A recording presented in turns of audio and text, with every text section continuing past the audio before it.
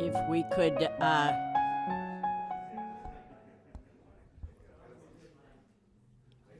well, we will start after Eric finish socializing.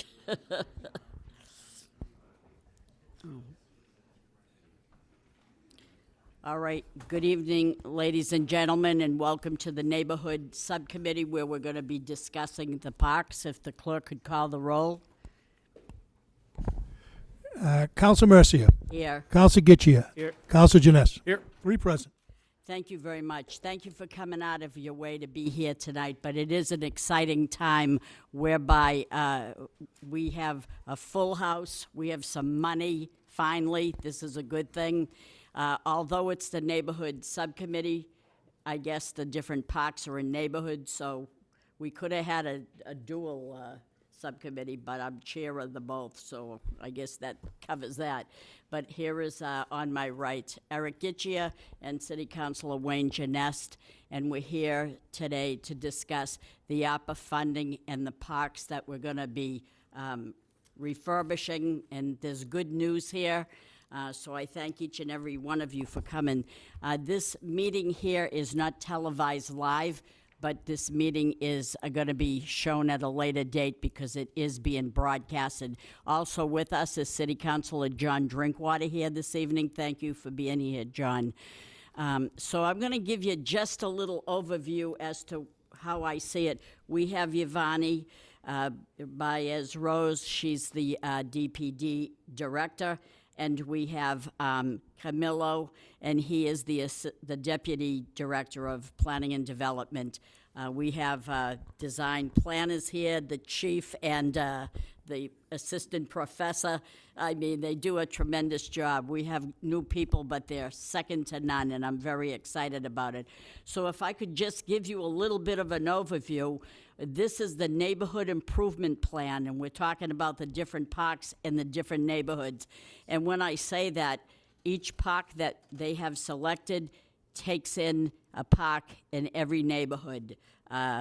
It's just amazing. So if I could just give you that, it would be unbelievable. So you get Father Maguire Park, and that's in the Pawtucketville section of the city, St. Louis Park in Centerville, Shed Park in Belvedere.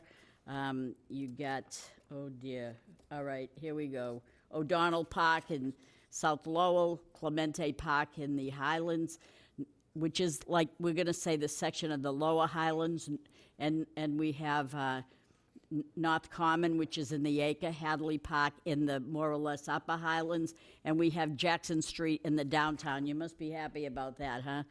Very good, Wayne. So then they're gonna do additionally Pawtucket Memorial Park in the Swamp Locks ramp. So when we talk about all the improvements there, we're talking about $9,117,000, $117,277.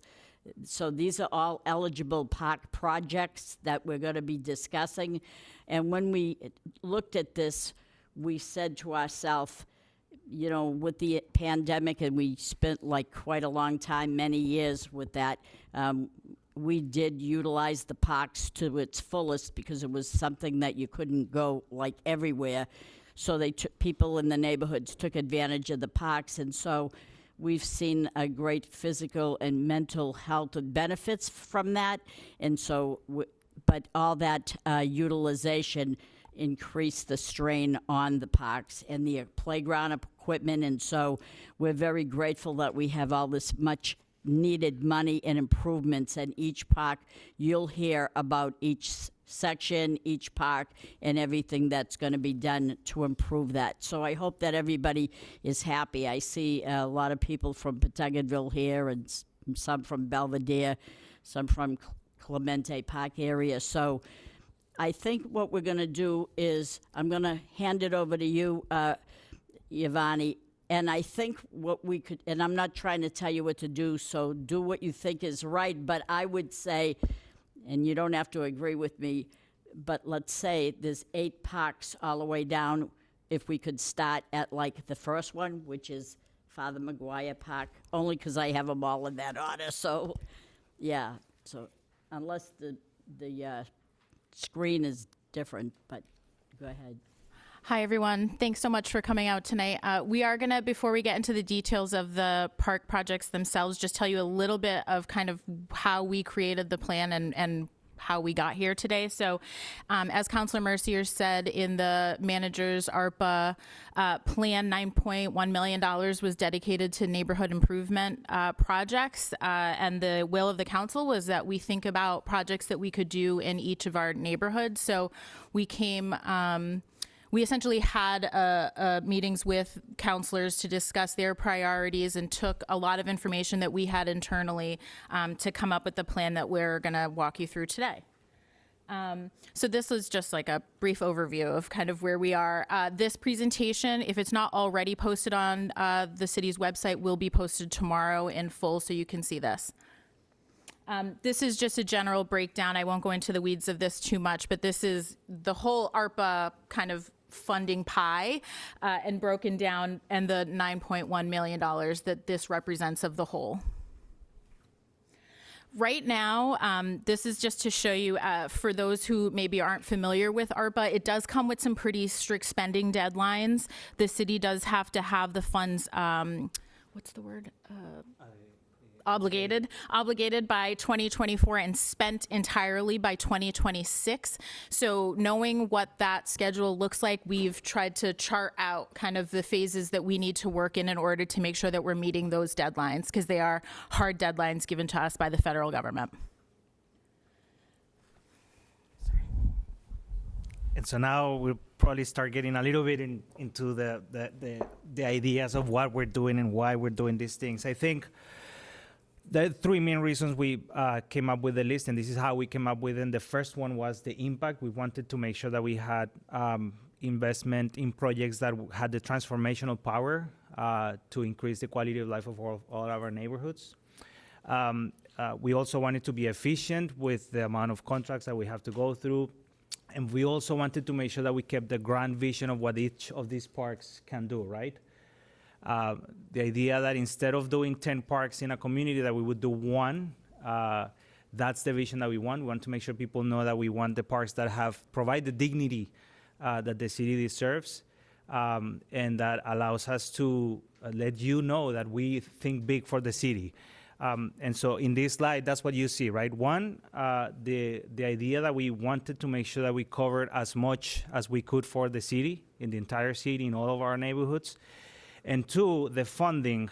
As you can see, the ARPA funds are one thing, but in some of the other parks, we had the ability to use earmarks as well. So we increased the amount of impact that we would have for each of these parks, and also with the idea that for most of these projects, the vision starts at $1 million, but it doesn't stop there. Some of these projects are $4, $5, $6, $7 million, and we know we don't have the type of money right now. But that set the foundation for the success that we can have in the next 5, 10 years, and that's part of how we had these conversations.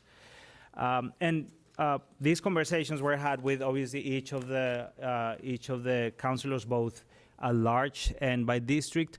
But we did have this extensive ARPA community outreach, so we did go through the community and making sure that everybody had a say in what that had to do. But it's also coming from the open space and recreation plan, and the community engagement that was not specifically for ARPA. We've had these conversations way before we knew we had this $9 million, and so that was part of the feedback that we are using for how we see these projects. And so these are some of the pictures that you see citywide, how we went through all of the neighborhoods and had that. This is the fun part, because it's like the first manifestation of what these parks will be. We will have signs that indicate this is where the investment begins. And it's for two reasons. It's one, for people to get excited, and two, for us to have the commitment on these projects and people knowing that we committed to this and we're gonna see it through. And it's in all languages, and it gives a little bit of information of what the park is about, and contact information, and the website where you can check the progress. So that's part of the first steps on how to begin this. And how we're gonna use our human resources. By the way, the things that you're going to be seeing here are just preliminary concepts that are done by our design planner. They have not been vetted yet by engineering. So this is very preliminary concepts to have these conversations, to understand what is the type of change that we're doing. So some of these things will change as we go. And so that's part of the job for the design planner. As you can see on the left side, that person will manage the design and engineering process of this. On the right side, and thanks for the council for actually creating this position, because it's very necessary that the ARPA project construction manager, because it's a lot of construction, they're very large projects, and that will be an essential part of DPD for us to be able to carry out these projects. And so we'll now go into the weeds of the projects. So now we're going to kind of go down the list of the projects themselves. I do want to just highlight there are two staff that are sitting in the back of the room, Sarah and Sophie. Stand up and wave so people see you. There are a lot of projects to cover tonight, and we want to make sure that we can answer people's questions and get through the presentation. So we asked Sophie and Sarah to hang out here tonight. So if we've had to move on from your particular project and you still have some additional questions, Sarah and Sophie are very familiar with everything that we're presenting tonight and can speak with you one-on-one or provide you some contact information if you want to have some follow-up questions. So now to jump right in to the plans for Father McGuire. As you can see, they are pretty. Yvonne? Sorry, yep. I'm sorry. Did you say that we don't have an ARPA project manager yet? We do not have the ARPA construction project manager position filled yet, no. No. We're working on that. You're working on it. Okay, thank you. Sorry, go ahead. So for the plans in Pawtucketville, it's a focus on Father McGuire Park. It will include a pretty substantial renovation to several of the facilities at the park. One of the main things that you're going to see is the transformation of the tennis courts. Those will be totally resurfaced. We're going to have both tennis and introduce pickleball courts in Pawtucketville. It's something we've heard quite a lot about, that people are interested in seeing more pickleball opportunities in the city. So we are trying to balance introducing those in new locations. The smaller playground that exists at Father McGuire, so there are two playgrounds at Father McGuire, one towards the front of the park that's a bit older, and a newer one that's kind of towards the rear of the park. The newer one's going to remain as is. The park up front is going to get actually, both of them are going to get, we're moving away from the existing mulch and going to be doing poured-in-place rubber. That helps really with accessibility for all of our playgrounds. So that's a change that's happening at both of the playground locations in Father McGuire. We're going to be adding new site furnishings, bike racks, that kind of stuff. One of the other big changes that we're doing at Father McGuire is to shift the location of the basketball courts and to add a court. So right now we're going to be adding a fourth court, and we're going to change the location of them to add more space to allow for additional recreational uses. So one of the conversations that started happening around Father McGuire was the potential to shift the location of the existing softball field to the Pawtucket Memorial, where it would be a softball field that's under lights. Right now, I think Martin Field at Colley is the only softball field in the city that is under lights at the moment, and so the desire for the Little League was to for the Lowell Athletics was to see a softball field under lights so games could happen in the evening. That includes potentially transitioning a few different things, including the softball field, a Little League field that exists at Pawtucket Memorial at the time, and a soccer field that exists behind the Wang. That's a lot of moving pieces, and given that the area behind the Wang School is in a flood zone, floodplain, I'm sorry, we felt it made the most sense to put these things on separate parallel tracks. So we're going to move forward with the plans for the basketball courts, the port in place, the furnishings and those things at Father McGuire on one track, and then continue to investigate the possibility of making those shifts behind the Wang in order to get through. It has to go through a conservation commission and that whole process, and we didn't want to delay Father McGuire's renovation, waiting for that fields, those conversations to go on. So we're going to kind of move them on parallel tracks to try to get the work going, at least at Father McGuire, while we investigate the possibility of the work we can do in the floodplain. So that's the conversation for Father McGuire. Counselor, do you want us to like pause so people can comment on each after that? Yeah. I want to say that the plan for Father McGuire Park and the scope of the work is really great when it comes to the tennis courts and the poured-in rubber surfacing, and the picnic tables and all that stuff. I understand the new, in trying to put an acrylic backboard and all this stuff is great. But I have a concern about a shift to convert Mahoney softball field into a soccer field and switch it over to convert Montbleau Little League field into a softball field.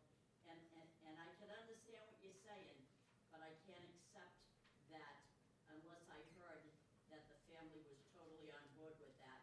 And I don't know that they had a say in it, so that's my concern. Having said that, I know that the transfer to bring it there involves lighting. I understand that they'd like to have the lighting there, but unless, see, I don't know, I'm very sentimental, as the family would be too, because I knew Jan Mahoney very well. And that was a woman that coached right in that spot. That's like saying, yeah, we lived in this house for 35 years, but you know what? We're gonna bypass that and put the memorial over there. That to me, I don't know, it doesn't do good to me. Now, I don't know how the family feels, if they're all right with that, but I want to hear from the family, and I know that they're here, so if Absolutely. they could weigh in on this. Jen? Oh, right there, yes, that's right.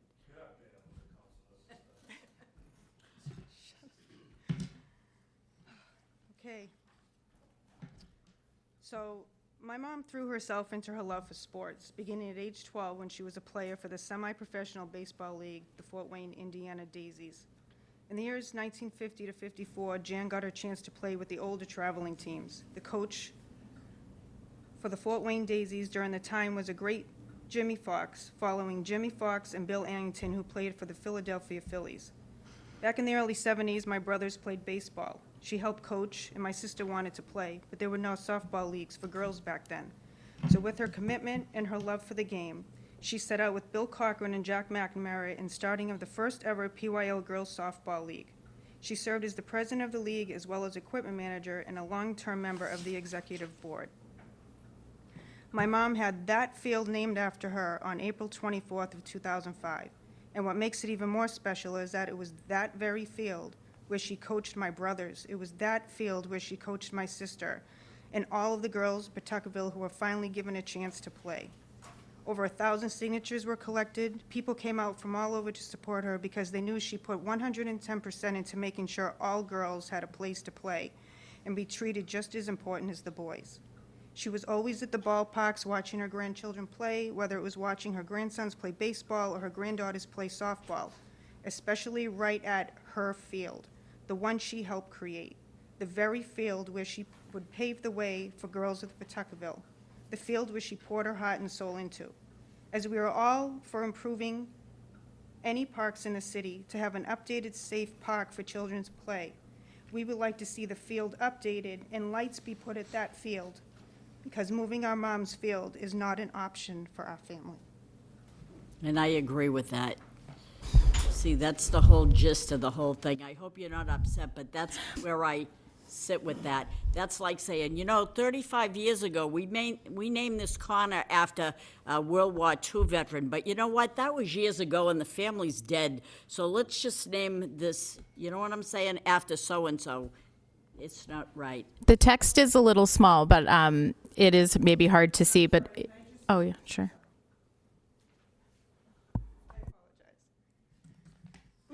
What I also wanted to say was,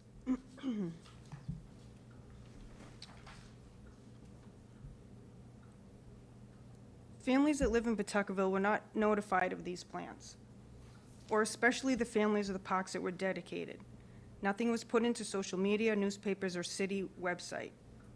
I myself found out about this new plan while I was in Market Basket on Old Ferry Road about 3 weeks ago and ran into someone I hadn't seen in years. She said, "Hey, I hear they're changing the Mahoney Field, huh?" As you can imagine, to my surprise, me finding out what was in the works to change my mom's field in a grocery store. No calls from anyone here at City Hall, Parks Department, Department of Planning and Development to let us know what plans were being pushed through. It was not a very good feeling. I do have other things, but I want to hear, this whole new complex sounds like it's going to be wonderful and massive. But currently, I don't see anything in this proposal about parking or safety. Or right now, Woodward Ave is a hot mess during the spring, summer, and fall. Emergency vehicles can't even get down that street. Police cars, fire trucks, ambulances cannot get by. Currently, residents can't even get into their own driveways because they are being blocked. I mean, what will it be like with this new complex in place? I don't see parking or anything to support this type of new idea. Also in this proposal, I didn't see anything for Flaggies, which is the field over off of Wright Street. This is a field that's been used for many years, but the only end right now being used is for senior baseball. That is a park that is in desperate need of updating. And there is parking over there. So, I mean, that was something else that I didn't see in this plan. Nor did I see why can't the idea of a soccer field be put in behind the wing where the current baseball fields are. So if you were to move Mahoney to Montbleau to behind the wing, why can't the idea for the soccer field go back there and leave the fields where they are? I mean, if it's a case of lights, if that's what I just heard, case of lights, why can't lights be put at Mahoney? I mean, I just think, I went through this thoroughly today, and again, I didn't see Flaggies. I didn't see anything for behind the wing where you want to put Montbleau. I mean, again, we're all for updating. I want kids to have a safe and happy place to be, but we just don't agree with, in the way, the manner that it was done, how we were not contacted. And I try not to take that too personally because it is about the kids. It is about them playing, being outside, especially with COVID, I get it. But we just feel that there's just so many questions that are unanswered, and maybe through the night they can be answered. Sorry. Jen, before you leave, could you just say your name and address for the record for the city clerk, please? Jennifer Mahoney Brum, 62 Valley Road, Drake. Yeah, thank you so much. Sorry, I live in Drake. No, that's all right. We're sorry you do too, but that's all right. Go ahead, Eric.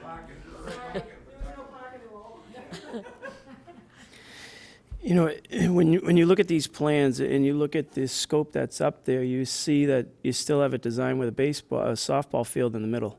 I don't even see a soccer field on the draft. So, and also when you see underneath it says future scope not yet funded, it says install lights on the softball field at Father Morissette under number 8. So I don't even understand how we switch it over. Now we look at the first 6. It says we're creating a soccer field, but down it says future funding, we're going to put lights on a softball field at Father Morissette. So I know personally both families very well. I was lucky enough to know Mr. Montbleau, and the Mahoney family is invested so much into that area. I don't see why would we make two families so unhappy when Mr. Momplo is a die-hard baseball guy. And he would sit behind there all the way, be wheeled behind there and watch games. And it obviously, from the speech that was just given, Jen said the same thing. So I just think if you're going to do this, and when I look at just function for the city, I see our softball fields being rented out to an outside organization where they're bringing in outsiders and playing on these things, and our kids aren't even enjoying them because it's taken over by these people who are making money off of these fields, and we're not enjoying them inside. So I don't know. I think we should revisit it and look at the whole thing. And I would ask Matt LaLasha if he would speak to this issue, because I know he had a lot of input in the background of this whole thing. But I think that we have to look at the culture, and I think there's plenty of room up in the back of the Wang where there's already soccer fields where we can address it up there and start doing that. And as for Flaggies we put a ton of money into. And it's sad the way it's been treated. We don't maintain anything in this city. We throw good money over bad money. And when they put in that infield, the irrigation wasn't even exposed. And the contractor was told, don't worry about it. We'll get to it. I don't even know if they ever got to it. And I know in the first 2 years they didn't. So I would just ask Mr. LaLasha to speak. I appreciate the opportunity. Matt LaLasha, 39 Perrin Way here in Lowell. Drake, it's beautiful. Don't worry about it. We like Drake it too. I first and foremost would like to apologize to the two families for the fact that this has come as it was not appropriately brought forward to you. I don't think it's fair to put all of that on the city. This is a concept that was put together through the PYO board, staff, and organization conceptually because of what we're seeing inside the organization. And I wanted to have a chance to express to you why this was brought forward. The dynamics inside the baseball and softball world are shifting, and they're shifting to an unfortunate state, something that I think Mr. Mobleu and Ms. Mahoney would be unpleased to see. The world is moving towards a select league baseball environment where a lot of kids are playing in tournament-style baseball, and they're playing in a lot of different environments that we didn't grow up in. I grew up in the Highlands. I'm a proud Pawtuckettville guy now, but I grew up around all of this. And what we're attempting, or what we were hoping to put forward, and should have had a better conversation prior to, and hope to be able to continue to have it going forward, what we were hoping to do is to move this into a place where the kids are going to be able to maximize where the game is now. And the game now is played at both a rec and an extended rec, and then into a summer environment that requires complex style baseball and softball environment if we're going to give our kids the best moving forward that we would give to them. So that's the desire behind it. I think there's definitely opportunity for everybody to have a discussion about how it could be done that is most respectful. As someone who has a kind of a unique perspective on this, and I shared this with Jen, I happen to have a ballpark that has the same last name as myself here in the city of Lowell, named after my grandfather, and anybody who would look to make any changes to that, I hope would pay the respect that's due to that family and to what he did. And so in the fact that that was not done properly, I apologize personally. And from our board at PYO, I feel unfortunate that that's how the emotions are. My hope is that a discussion can be had to see if it can properly honor your families and invigorate the kids for the next 20, 30, 40 years moving forward, and put them in an environment that further enhances the legacy that both of your families and your loved one put towards this. And so if after, so that I don't take up too much time, if we'd like to continue any discussion so you further can understand what the thought process is. And then, again, PYO baseball and softball wouldn't exist without your families and those contributions. We know that. And so we want to make sure that we honor that. And like I say, give further definition to why we hope that this would move forward. Last thing I'll say on it, the reason for the shifting around on all of this is if you have the softball field in that front area, you're bringing the girls back into what has unfortunately become they're not as included in the entire environment that's been created inside the PYO world, because everything is happening over at the other field, and there hasn't been enough activity, it hasn't been enough driven to properly respect the field that your mom put so much effort into. There's just not, to your point, there's a parking problem, so we can't bring in the type of additional games at that field that you can do over in the school complex.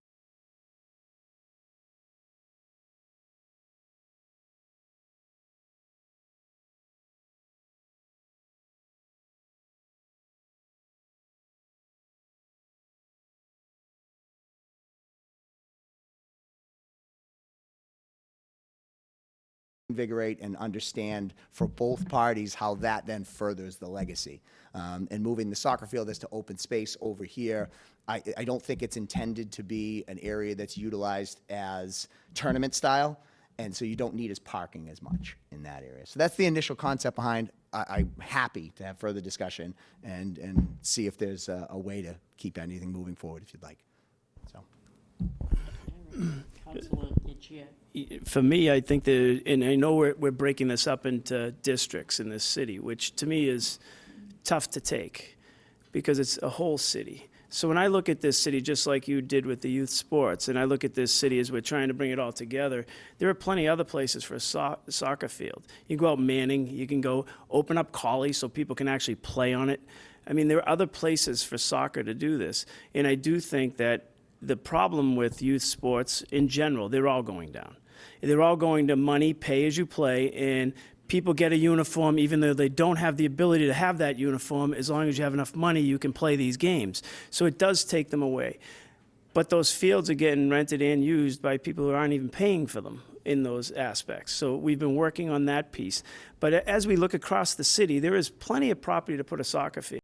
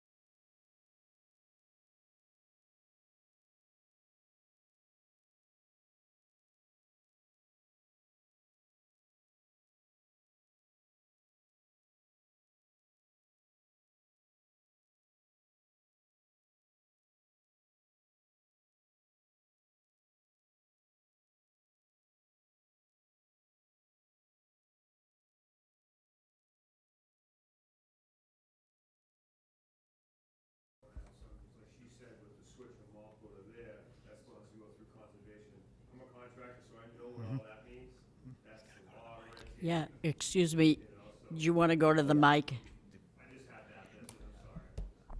I just don't want people to miss out on the important discussion that you just had over there. Yeah, And we do have our city manager, Tom Golden, here this evening. Thank you for being here. State my name for the record then. Jeff Montbleu, 19 Kinsella Ave, Drake it. Sorry. Gee, the whole Mambo, I mean, the Mahoney family. Jeez, everybody's a Drake. So just like she was saying, where that field isn't like guaranteed yet, it's still for further discussion. And if it's a floodplain, conservation could say, you can't do it. I own a home in a floodplain, so I know what that's all about too. So that won't happen if they deem it a floodplain. Those fields, honestly, one of the fields up there should have never been put in because it's built over a pool that was never broken up, and it's just a big catch basin. That's why that one doesn't drain. So that's all I had on that. Sure. Thank you. You're welcome. So, Yvonne, what, are you here this evening to inform everyone, but are you here for a particular vote from this council, or? Because I could vote for some of it, but I couldn't vote for the whole thing, so, and I'm concerned about the Mahoney family. Would you be willing to talk to Matt LaLasher, or your mind is already made up to the point where you? There's also one other thing that we may be forgetting is ARPA funding has a time frame that has to be spent within. So it's not as easy as redesign, okay, let's take our time going through it. It's going to be, the decisions need to be made because the money has to be spent, the projects have to be done by certain dates. Can you go over that, Giovanni, so everyone understands that? Yeah, so essentially this evening what we were, as I had described, so I just want to back up. To the families, both regarding the fields, the planning department also apologizes for how the outreach was done. Absolutely. It was not our intention to, put anyone in a situation where they felt like, the legacy of their families was being forgotten or kind of washed over for fancy new things. That definitely was not the intention, and for that we certainly apologize. As Councilor Gitchier mentioned, yes, we are on very strict timelines for ARPA. So 2024, it has to be obligated, meaning we got to know where we're spending the money, and we have to have agreements in place saying we're going to, we have a contract in place for you for this amount so that we can get this product at the end.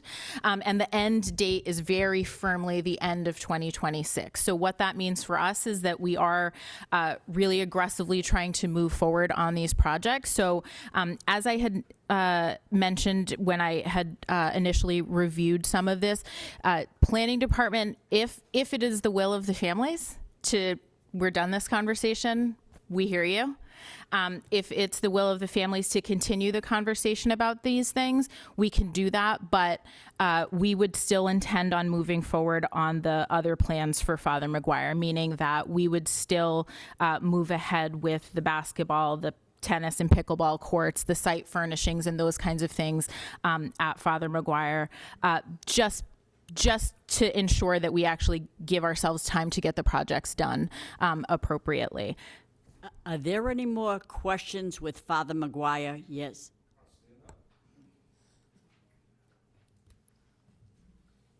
I'm Timothy Mahoney.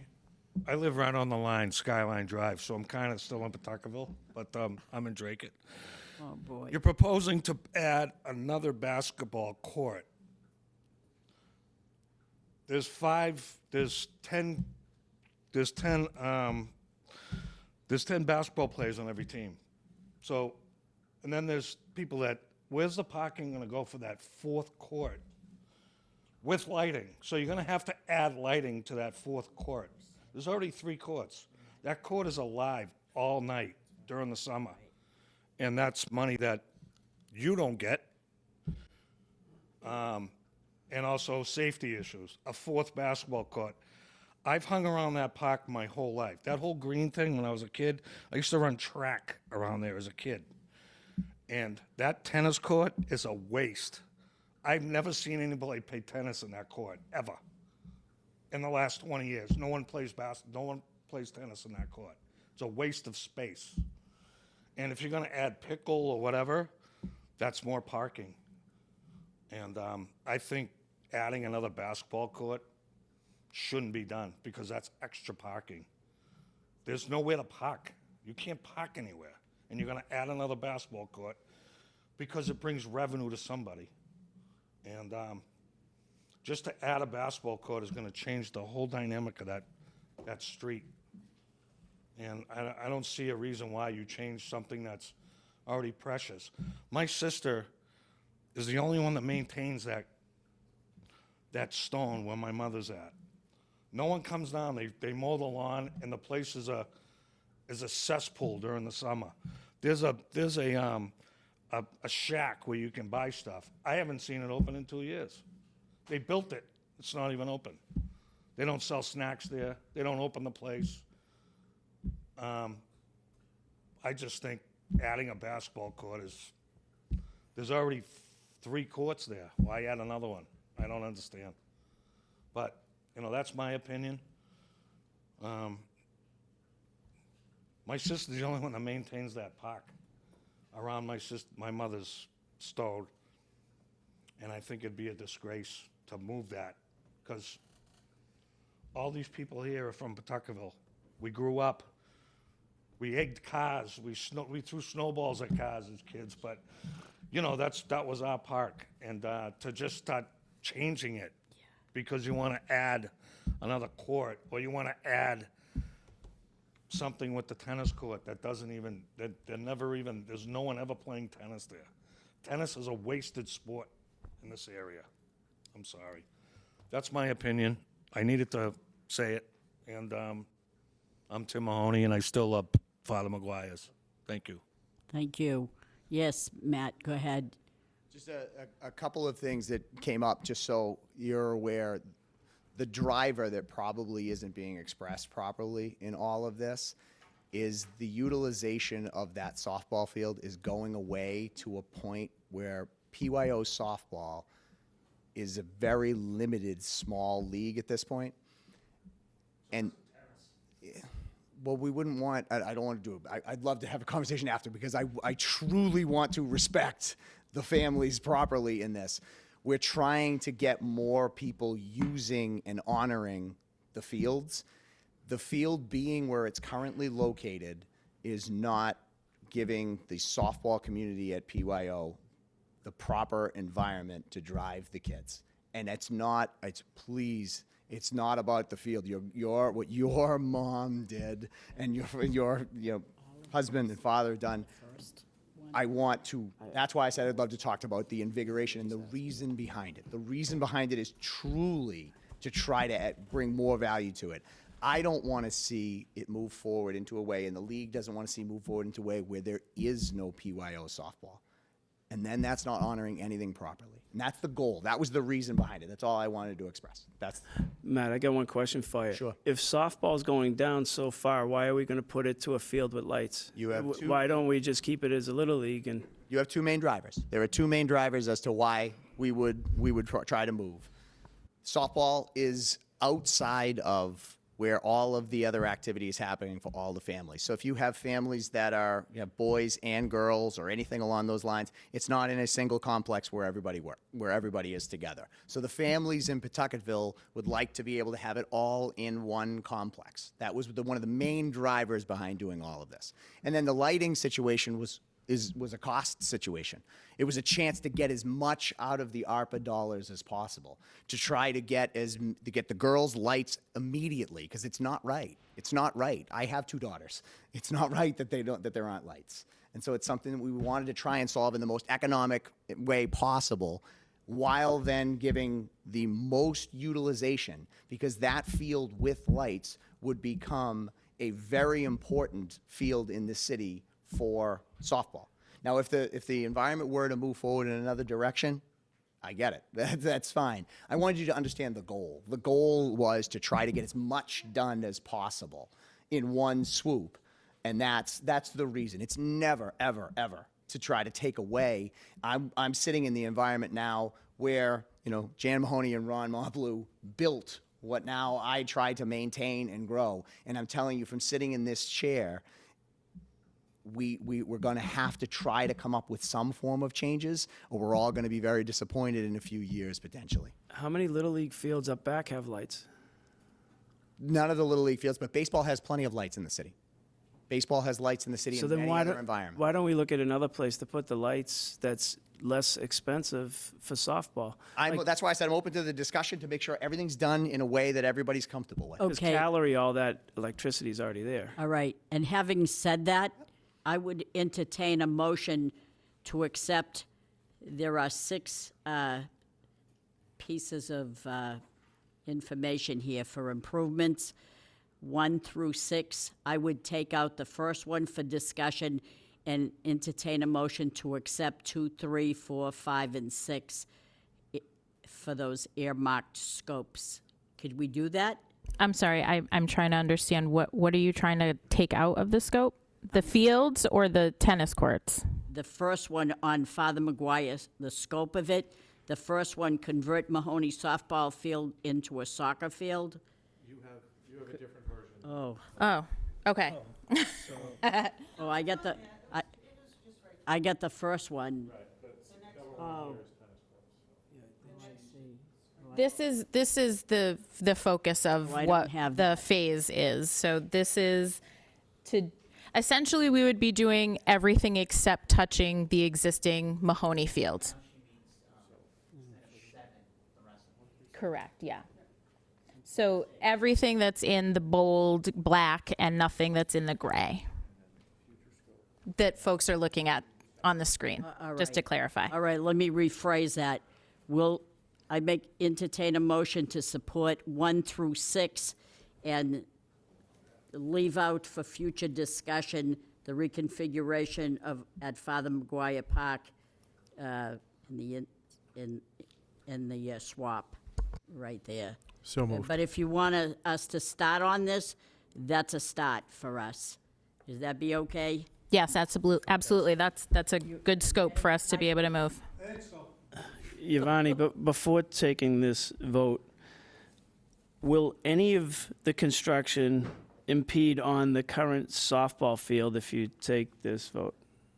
No, so there is room, and so not only is the plan to slightly shift. The plan is to shift the location of the layout of the courts, so there wouldn't be any impact to the field, the existing field. And Yeah. there would be no impact to Moplo Field over at the Wang School. If it is the will of the families that none of the field work happen as a part of this, then the scope will focus only on those existing things. And then as the next slide includes, there could be a further conversation about lights at Father Maguire for the existing softball field.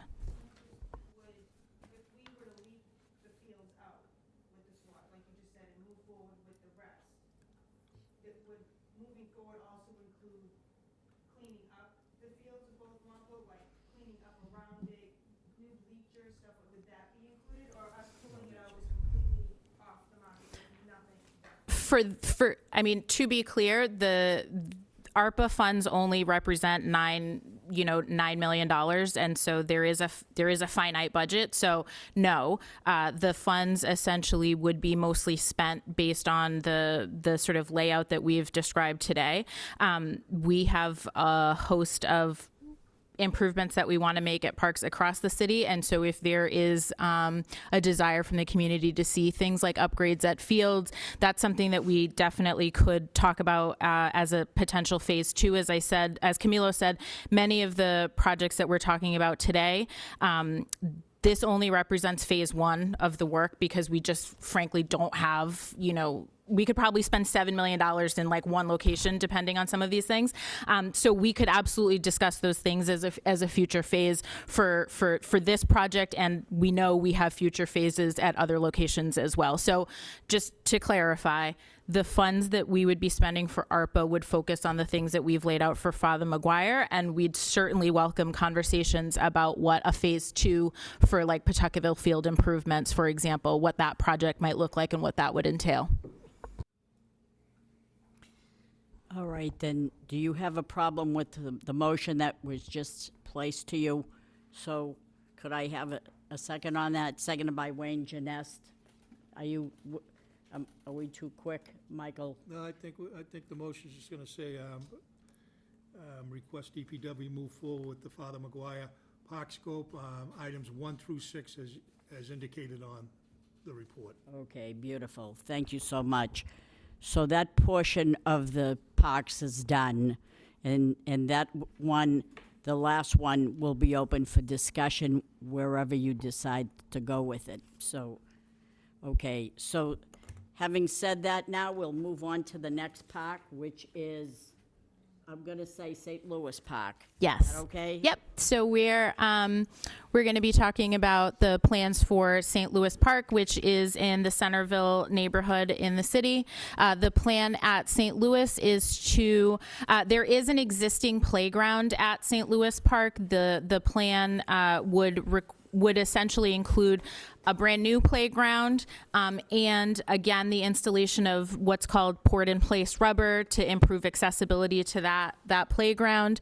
It would include improvements to the existing basketball courts, new site furnishings around the site itself, and a splash pad, a small sort of splash pad location. It's something that we've heard quite a lot about, people are interested in, and this particular area of Centerville, the city's identified as being a pretty strong heat island, meaning we don't have a lot of tree canopy and it's very warm in that particular community. So those are the improvements that we're discussing at St. Louis Park. And as Camilo had mentioned regarding the funding, this first phase of St. Louis includes ARPA dollars and earmark funds that were dedicated to the Centerville neighborhood. So that the combination of both of those funds is essentially going to fund this phase. Is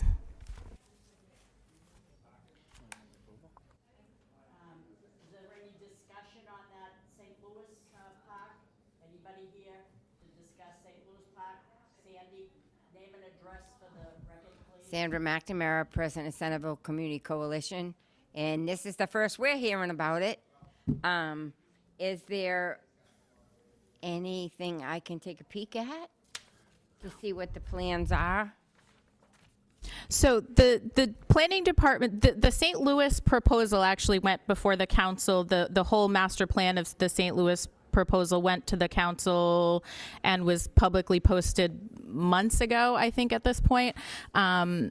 We would be happy to share what that is with you. Absolutely. It is available online and has been shared publicly and discussed. Can I say something, not to interrupt you, but a lot of elderly, and I'm speaking for Centerville alone, do not have laptops. I'm one that does not have access to anything online. So whatever we bring back to our meetings is what the elderly around my area of Centerville get to see. And if it was a change, we would have invited you to one of our meetings, which is not monthly, it's quarterly. But we didn't have that option. So I just got it now, and I'll take a peek. And my meeting's on Wednesday. All I can say is I can let everybody view what's ever going to happen tonight. Thanks. Thank you, Sandy. Councilor Getchia? Just to be clear for everyone, the ARPA funding is the manager's purview. The council can only do recommendations to the manager. So if there are issues, you certainly can come back and we can discuss those and look at them. So all of this stuff, this is the presentation. It has been online, but this is the presentation, and we should have had handouts. I would agree with that. But this is really the first, it's a second presentation. It was done in February 28th at the council, and then again today, and it has been bantered back and forth. And I do agree that if there are issues with neighborhood groups, they should certainly reach out to their counselor or to the council, and we'll certainly get back to you right away. It's something that has a time frame, so it's been dialed in real fast, and we're trying to make it all work within. And anything that can be provided for Centerville is remarkable. Especially, I heard her say something about a splash park. We've been begging and pleading for that for years and years and years. So that would be phenomenal if that's going to happen. So again, I'm sure everything looks great, but again, when we're left at the wayside, we kind of get a little bit annoyed. But I'm sure with this panel, everything is great because they know I'm a big mouth. But thank you anyways. Even outside of this there's also flood issues in Centerville that we'll be seeing ARPA funding outside of the neighborhood stuff. So you're going to see some of that be worked on. And I think that there's more in Centerville than meets the eye at this Absolutely. point. So I do think that all of this included has something to tie into with the flooding issues. So there's a lot of ARPA money going into Centerville trying to get it up and running. So I do credit Giovanni and her staff for what they have done. And I think once you read that, you'll be impressed by it and say, yeah, this is good for all of us. Awesome. Thank you. Did you want us to go over what they're proposing for St. Louis Park, Sandy? If you don't mind. Okay, so this is what they're proposing. They're proposing to install a universally accessible playground with PIP rubber. Secondly, to upgrade the basketball courts. Third, new site furnishings, picnic table, benches, trash cans, bike racks, signage. And then the fourth, to install a recirculating splash pad. That's the scope of that. Would I entertain a motion to support 1 through 4 by Wayne Janess, seconded by Eric? All those in favor? Okay, so that's the second one. So that's St. Louis. Now we'll go to Shed Park. All right, Shared Park is one of those examples where the needs are greater than what we have, but it does start with something. So for Shed Park, the two things that we'll be doing would be number one will be the concession stand that has also bathrooms and storage, and it will be fantastic for the users of the baseball field. And the second thing we'll be doing, which is mostly all of the funds for this, will be repairs to the pavilion. It needs more than that, but it starts with something. We hope that in the future we can add more funds to that, but that's pretty much what Shed Park stands for this. I have one question. I know that there's a RFP that's going out, and you're really in a time crunch right now to get everything done. Is there anything that this committee can do to help move that forward, other than accept this and push it forward? Do we pull it out into its own to get this done quicker, or is it something that can be done just as a regular vote?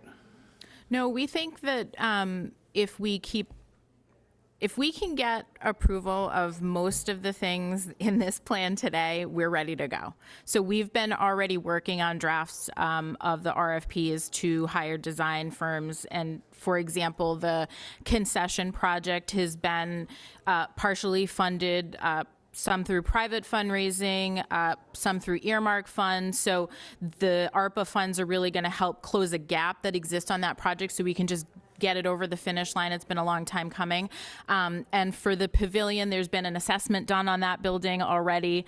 And so we're kind of ready to hit the ground running. And I don't know that we'd go any faster at this point if we tried to do them one-off. It's our thought that we're actually going to try to lump some of these design services together just so we can get better pricing from designers and engineering firms. And I just want everyone to understand that these prices include a 45% mark in there for other things, for design and also for the construction costs. So there's design and construction contingencies that are built into these, which to me, I had spoken to Giovanni today, I think is extremely high, so there could be funding left over for these projects to continue once those are designed in. I think like the Shed Park concession stand, there should be money left over. When you look at it, there was $90,000, but it only cost $19,000 for design or $20,000 for design. So I think there's wiggle room there to do this the right way and have, benefit each place. Because when I looked at the Centerville one, the splash pad, there's no bathrooms over there. So that's always a concern to me when you start having kids and families, splash pads, no bathrooms. So, but there is some money in here if we combine engineering services, design services, that we could have a drastic savings, that we could get these things done. So I want people to understand, just because it says 1.275 million on this opera fund, 500,000 of it is design and construction contingencies. So hopefully we don't hit those numbers and we can actually use those funds in those areas in a much better way than give it to some contractor. Thank you. Yvonne, I have a question. I have the old presentation that we got in February, and now we get a new one today. So there's a difference of $30,000. Why is that? We've been more conservative, as Councillor Getchier said, with our design and construction costs, just based on some learned lessons from projects that we recently went out to bid and got pricing back on. We're being very conservative with those estimates, because we're just nervous that we don't want to overpromise and underdeliver, find out that we promised the community we were going to be able to do these things and then we can't afford it. So in a perfect world, as Councillor Getchier said, we're going to see efficiencies, and then we'll be able to go back to the councillors and say, hey, we actually saw some savings here, where else can we direct some of these leftover funds? But that's why you see a jump. The other thing I will say, Councillor, in the same way that a lot of the designs that you're seeing on the screen today were done in-house by DPD, so have the estimates. We're basing these on some of the project numbers that we've been seeing recently, but certainly going out to bid officially and getting pricing from contractors will adjust these numbers. So we're trying to be as conservative as possible while being able to deliver projects. Thank you. Is there any I'm sorry if I may add something. The contingency is also built in the design aspect of this. It's not only in construction where we have found prices going up extremely rapidly, but in the design itself, we are building ourselves that contingency. And also, it sets the expectations of what we could get in the end. So worst case is that's what we get. Best case is we get more. I do think that the expectations is we get what we're showing the community here, so that's why we're being more conservative than not. Is there anybody here that would like to speak on Shed Park itself? Go ahead, Brian.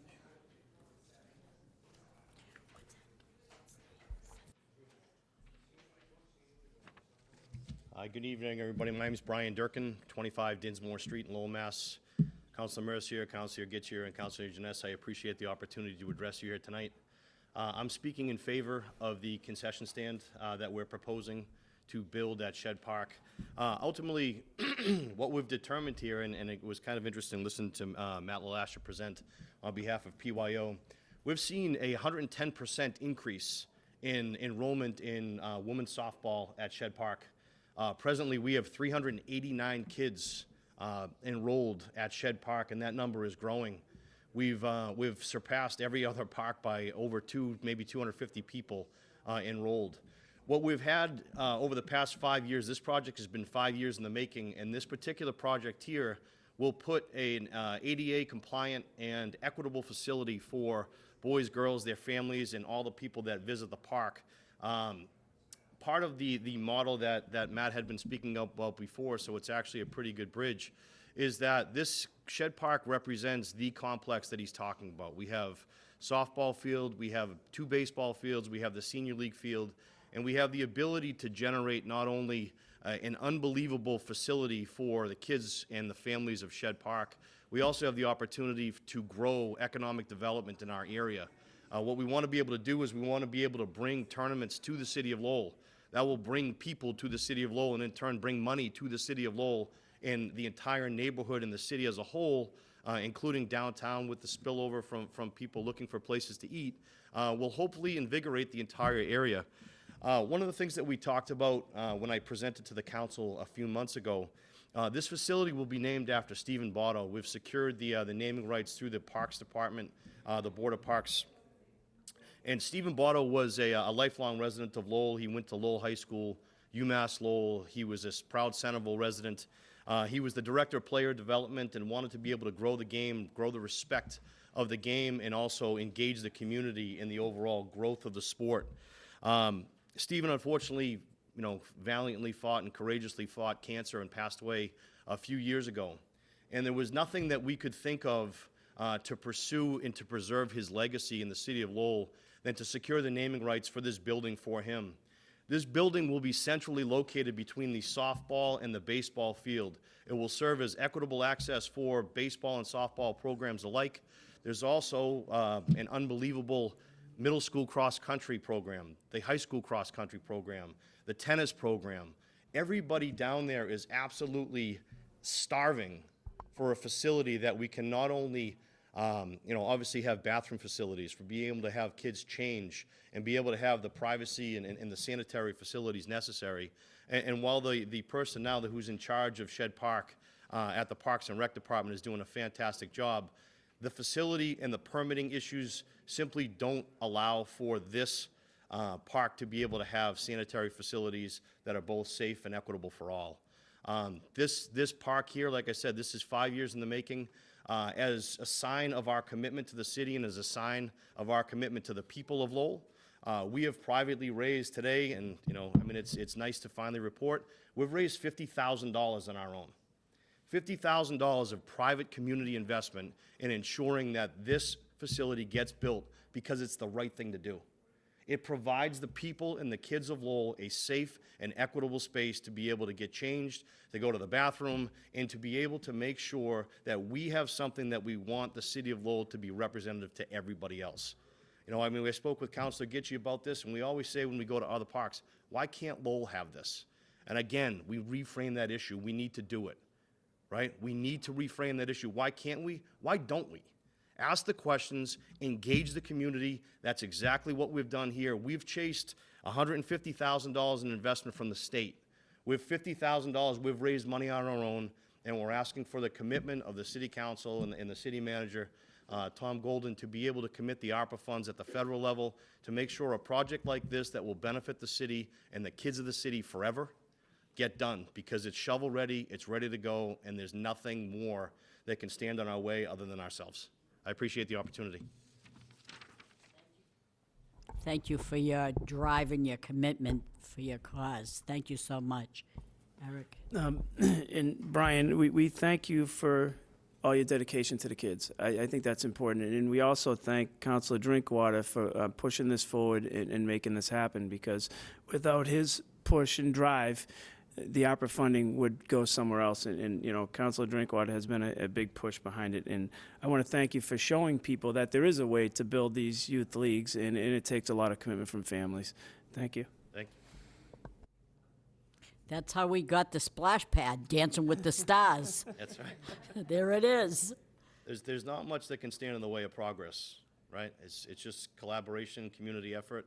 And again, I'd take this opportunity. I'd be remiss if I didn't. Director Baez-Rose and Camillo, you guys have been fantastic to work with. We appreciate the collaboration. We appreciate the cooperation. We appreciate your patience in dealing with us. I know we can be impatient at times, but again, if everyone's driving in the same direction, there's nothing we can't do for the betterment of the city. Thank you so much. So I would entertain a motion to accept the scope of the work at Shed Park, the concession stand, the restrooms, everything that is involved with the Shed Park, by Wayne Jeunesse, seconded by Eric Gitchie. All those in favor signify by saying aye. All those opposed, motion carries. Thank you. Thank you very much. That's good. Thank you. Thanks, John. Take it easy. Thanks. Okay, the next park would be O'Donnell Park. Anybody here? Jackson Street on this. Oh, Jackson Street. Oh. Going district order. Oh, I see. Okay, Jackson Street. Page 15. 68 Jackson Street. Okay, Correct. there it is. Anybody wanting to speak on Jackson Street? Giovanni, go It's ahead. a quick description. It's a fantastic opportunity to add open space and more green into our downtown. It's a small but very impactful project. We'll have new playground with pour in place rubber, more trees, and outdoor furniture. That's basically it. And Wayne, I know you're excited about that being in your neighborhood. Did you want to talk about that? Sure. I have some downtown neighbors here in attendance. I don't know if anybody's wishing to speak on this one or Nice. no. Okay. So I'm excited about this. I think this is a part of the city with a big need for something like this. So I'm looking forward to seeing this. I did have some questions just about the poured in place rubber. And how long is that expected to last? What's the maintenance with that like compared to a more traditional playground? Just curious on the longer term, how this is going to be maintained. We have to get back to you on the life expectancy, but the maintenance is actually less than mulch or sand or gravel. It is softer on the kids. It is accessible. It's meant to be for all types of mobility. But I'm sure probably the life expectancy of that is longer than mulch in itself. But I will get back to you with that with those years. Okay, thank you. Yeah, just to follow up on that, the mulch works really well when it's initially put down, but essentially, like we've all seen when you go to a swing and you see the big divots, like that's no longer, at the levels that it needs to be. And so the raking required to make sure that like mulch or gravel or those things are even, require just a level of manpower that, frankly, for a city of this size with the number of park facilities we have is almost impossible to meet. So Port in Place not only is more accessible for folks with limited mobility, but it does certainly ease the burden for the Parks Department as well. And the materials have continued to progress over time. And so, we're at sort of like third or fourth, fifth generation Port in Place rubber. And so they're lasting a lot longer and we can do a lot more interesting things with them than just have it be a flat surface. Great. Now, Giovanni, would you consider that like a passive park? For sure. So it's a little, we say that it's a play area, but one of the things that you'll notice in the design is that there aren't play structures. And so really it's talking about changing the landscaping, create these little mounds that kids can climb on, sit on, just something that does change the sort of landscape elevation so that people can interact with it and how they want to. There will be plenty of space for just walking around the mounds. People aren't going to have to be forced to walk up and down these hills. But we're trying to balance installing something that would be fun for kids, but also still a passive location. And so this very much would fall into what we would define as a passive park, yes. Which would be picture it, a beautiful summer day, and you bring your book and you sit under a tree and you read it. Isn't that nice? I think that's great. I really do. Yes. Go ahead, Eric. I think this is an amazing location for this, because if you're taking your child for his driver's license and you have to wait outside, or there's so many things down there that people are used for this park because of the parking garage and all the things around it, I think it's a really great location to have a park right next to that area where there's high traffic volumes and people sometimes are waiting a long time down at the registry. They could just enjoy the park. I think this is really good.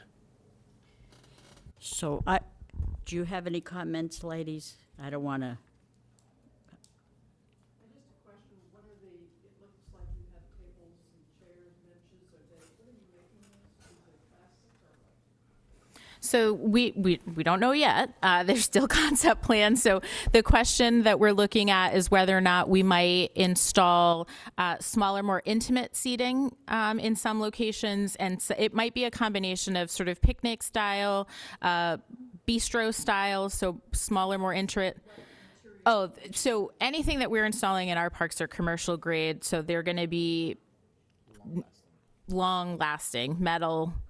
Similar to the structures that the benches and things that we have that exist now. So we would buy them from a commercial vendor. You're going to start seeing new benches going out on Saturday. Yeah. Yes. Just briefly, I just want to say for anyone who's unfamiliar with this parcel, it's a parcel that the city currently owns and has been used for storage of construction material, particularly from the Lord Overpass project.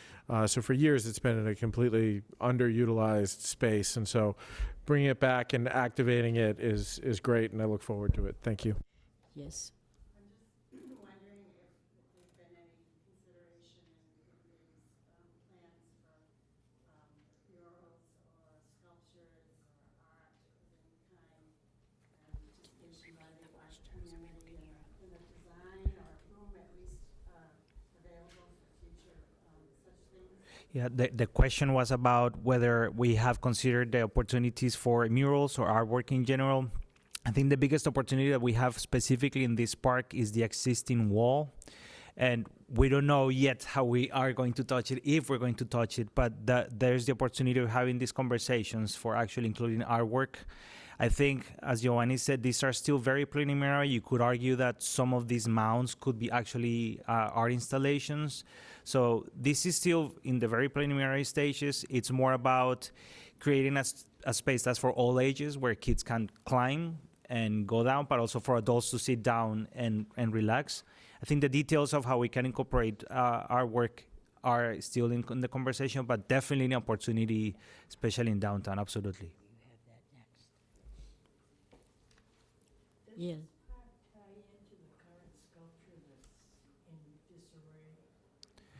This culture.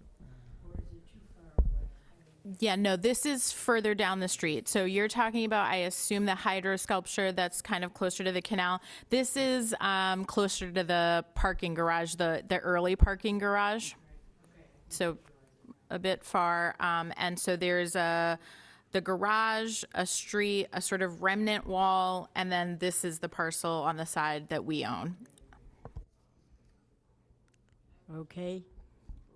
All right, so I'm entertaining a motion to approve the scope of 68 Jackson Street Park. Motion by Wayne Jeunesse, second by Eric Gitchia. All those in favor signify by saying aye. All those opposed, motion carries. Next is the Swamp Lock scope. Giovanni? Yes, this is actually a very small project, but it's incredibly transformational as well.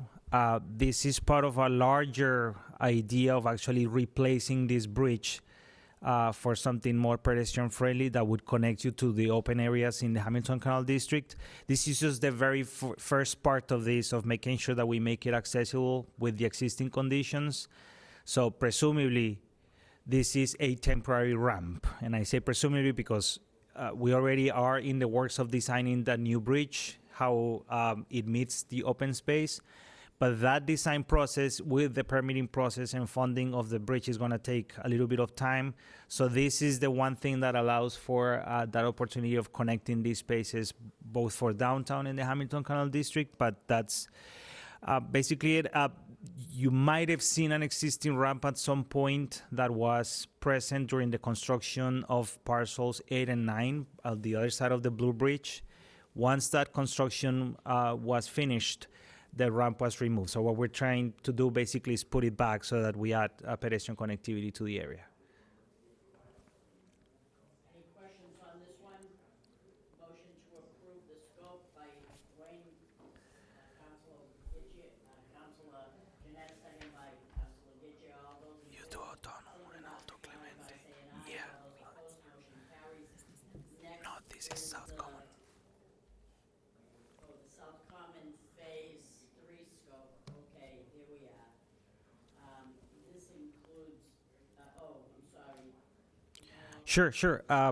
This is basically the continuation of all the work that we've been doing so far in South Common Park. It includes a rain garden and shade structures. And to kind of piggyback on what Councilor Gitcher said earlier, this is part of our coordination with other departments. So when we talk about rain garden, there's infrastructure that's funded by other types of ARPA that the city is getting. All we're doing is coordinating that funding and making sure we continue the design for the park.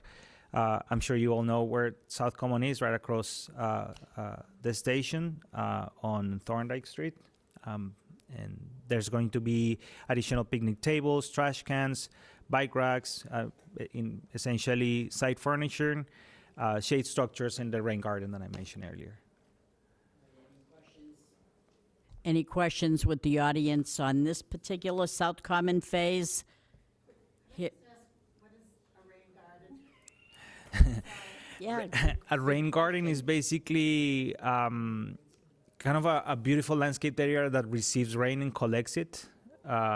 And so it's basically an area where you can collect water and rain, but kind of on a very well designed landscaped form, if that makes any sense. Collecting it in the ground. Yeah, in the ground.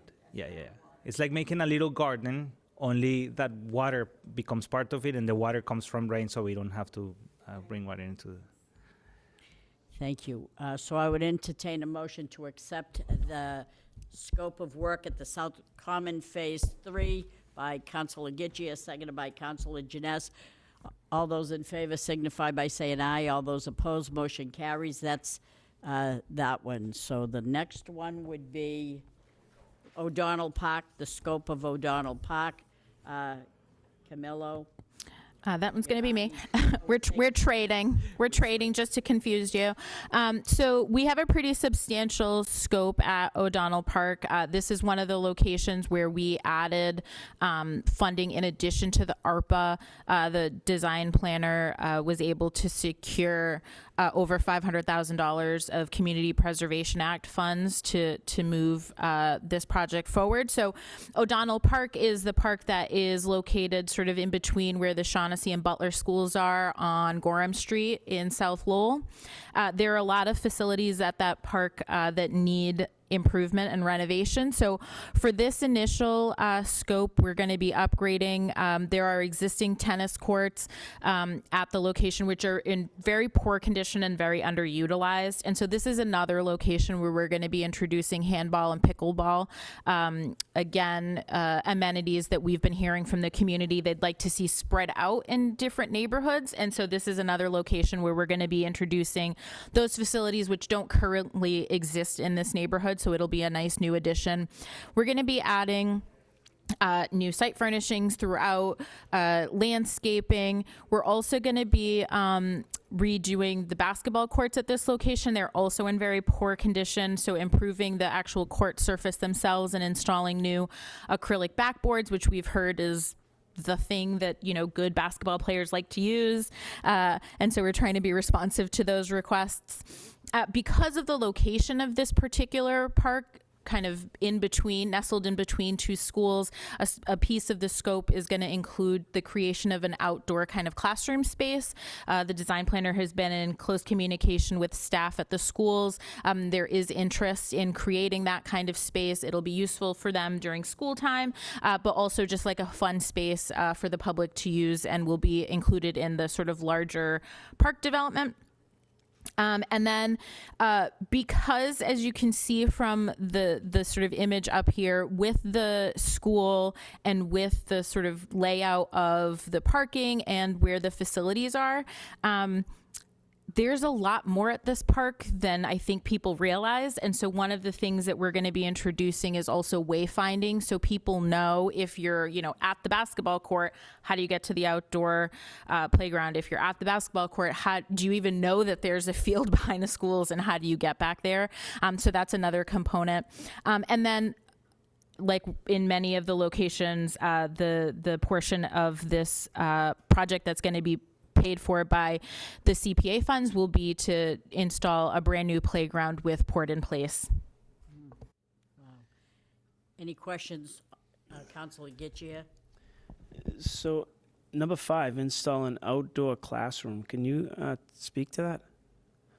Yeah, so the plan is essentially to create like a small shaded structure that'll have some seating. It's going to be pretty much just like an outdoor space where they could have a class on nature or science or something like that. They're going to do the similar at Clemente Park as well, I believe, right? There's other parks like that one, they're going to do it. You know, when we talked and we had, they were talking about soccer fields, baseball fields and everything. Ryan Field would be one to really look at repurposing that, because it really doesn't see a lot of use, and you have a lot of senior league fields in the city. So that's one that could actually meet some of the needs in the community if it was repurposed. And I know it's number 8, so it's just future use, but it may be something that you look at with the neighbors up there and see if there's a better use for it, because it really does sit dormant most of the year.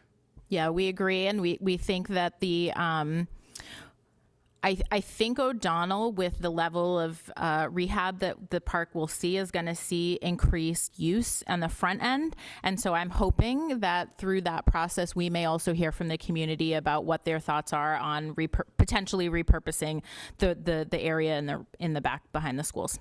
when you look around that area, you have Manning Field, you have Callery, you have Highland, there's a lot of fields in the area that this one never really has met any potential for use really in the time it's been there.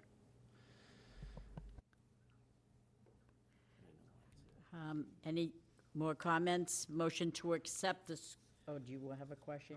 Motion by Councilor Janess to accept the scope of work at O'Donnell Park, seconded by Eric Getchia, Councilor Getchia. All those in favor signify by saying aye. All those opposed, motion carries. Next, I believe, Clemente.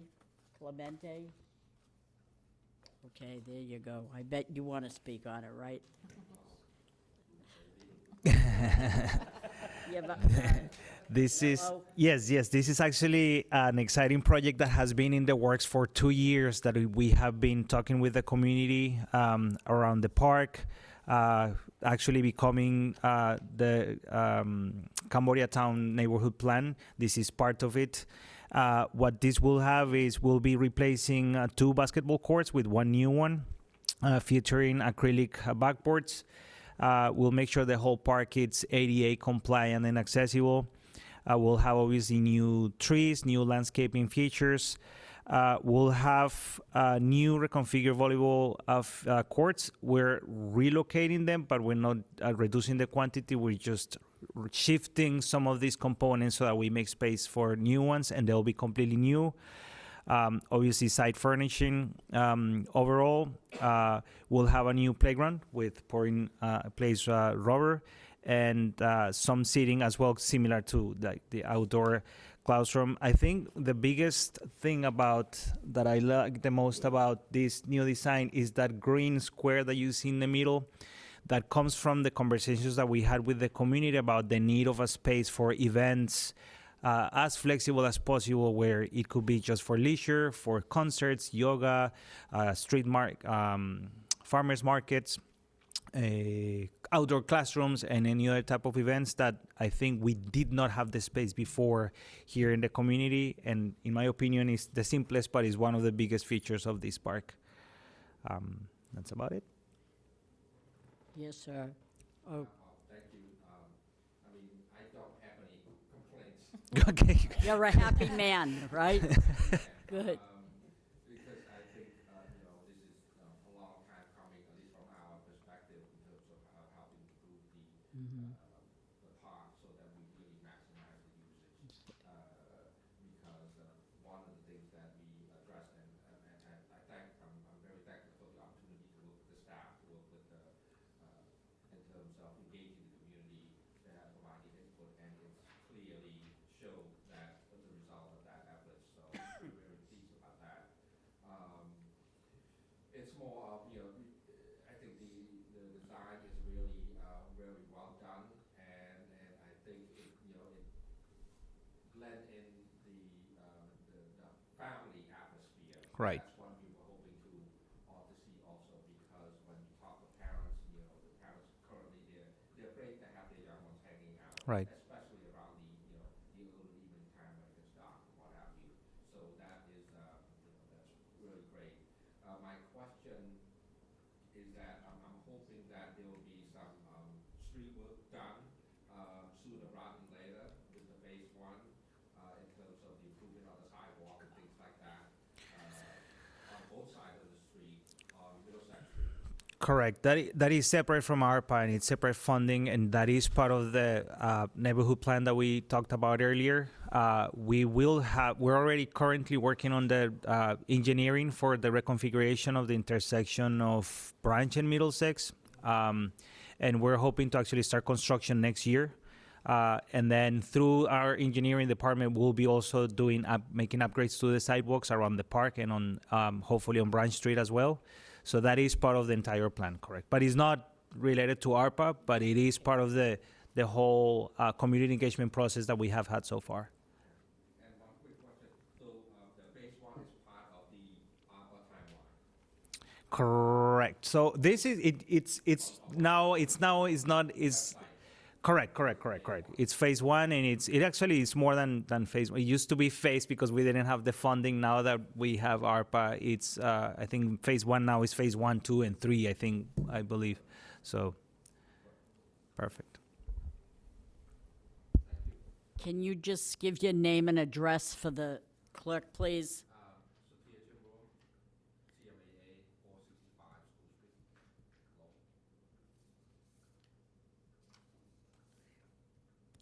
Lowell. You're the director, right? Yes, okay. Any questions? Any questions? Okay, so since our person here, speaker, is happy, I would entertain a motion to accept and move approval by Eric Gitchia, seconded by Councilor Janess. All those in favor signify by saying aye. All those opposed, motion carries. On to the next one. It would be not common. North Common. I'm back up. So North Common is also a project that's going to entail a lot of different things. One of the things that we're going to be improving at this park is there is an existing concession / restroom building that has been basically closed for a number of years because, at this point it's not meeting the accessibility standards that it needs to be. And so it's been basically shut down and closed to the public for many years. So the plan will be, thankfully we don't have to rebuild the building, but it is to renovate it to make that space usable. It's to upgrade one of the fields, the existing field for softball. We're gonna upgrade, so North Common, is also a location where there are multiple playgrounds that exist currently. One is more of a smaller kids playground, and then there's like another one that's slightly bigger for older kids, but similar to what we've been doing in other locations. We're going to be replacing the existing mulch with poured in place rubber. This one, we've identified a few key locations within the park boundary itself that are going to be perfect for public art, and so there is a plan to include that as well. Improve landscaping, site furnishings, and then there is an existing amphitheater that exists at North Common, which had been sort of adopted and improved by the Acre Neighborhood Group for many years. They still actively use that space quite a lot, but it could use some drainage and stormwater improvement to make it more user-friendly and usable for residents. So the plan also includes some upgrades to that as well.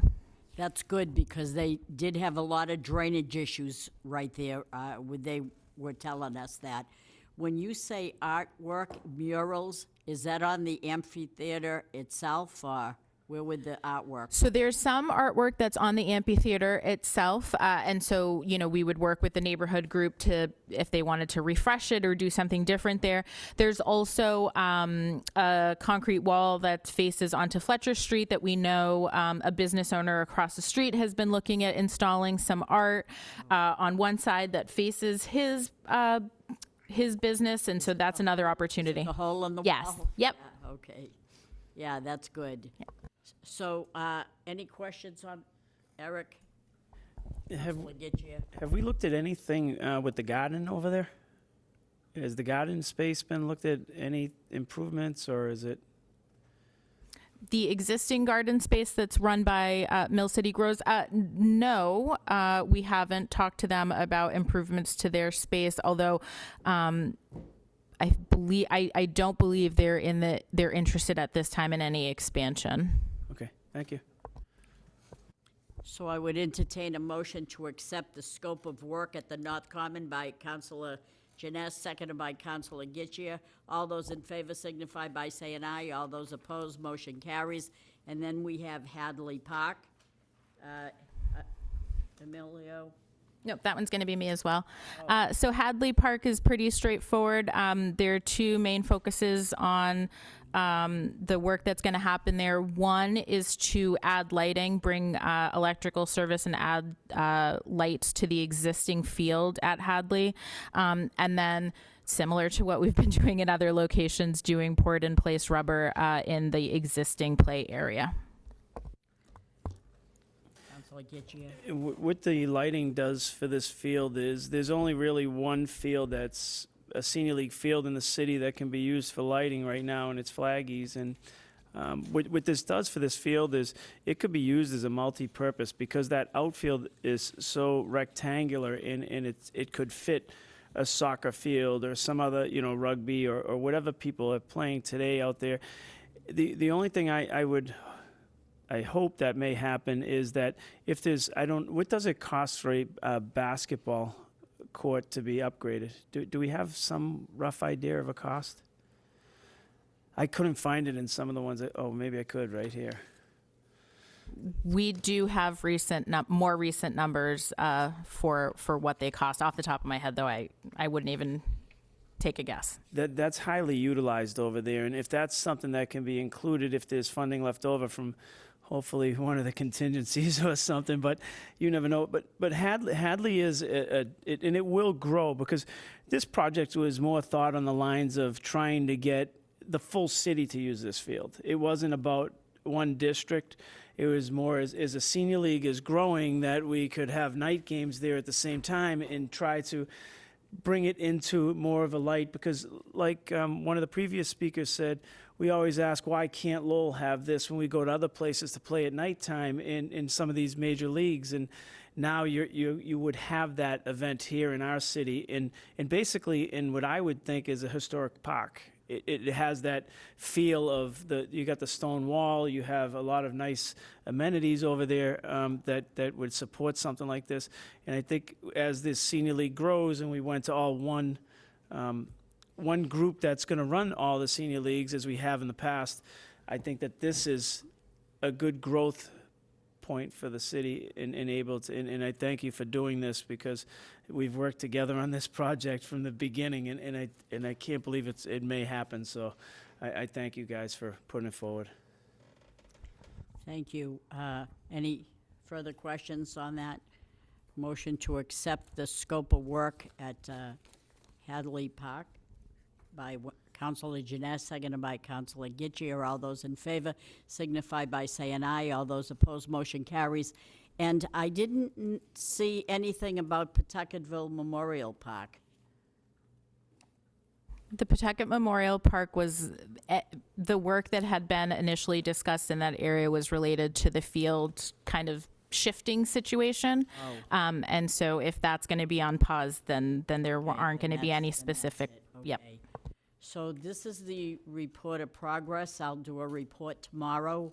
I hope that we supported your project 95% so thank you very much. That's a lot of work. Thank you, young ladies, for all your, Sarah and Sophia, or Sophie. Thank you. I love either name, so that's pretty. So thank you very much for all your work. I know it's not easy. I just want to say Camilo and I are up here today because Jess Wilson, who is the design planner extraordinaire, who created all of the images and pulled this whole report together, is actually at the National Planning Conference this week and was unable to join us tonight. So we got to present her incredibly hard work, and I wanted to just take an opportunity to thank Jess for the work that she's put into it, and Sophie for the community work that went into this, and Sarah for leading the charge with the planning team.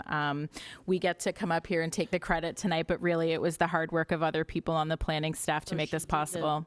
The slides? All of the designs that you see were done in-house by Jess Wilson. She's an incredible asset to the team here. And because we're so desperate to get going on these projects, I hope you do. We're so desperate to move forward on these projects. We decided to move ahead on a date where she wasn't going to be able to join us, but I did want to make sure she got credit for her incredible work. Well, that's just like me. The council does all the work, and I personally take all the credit for it. So thank you very much. Any further discussion? Motion to adjourn by Councilor Gitche, seconded by Councilor Janess. Thank you so much. Thank you. And this was only one aspect of the ARPA funding. Imagine that. This was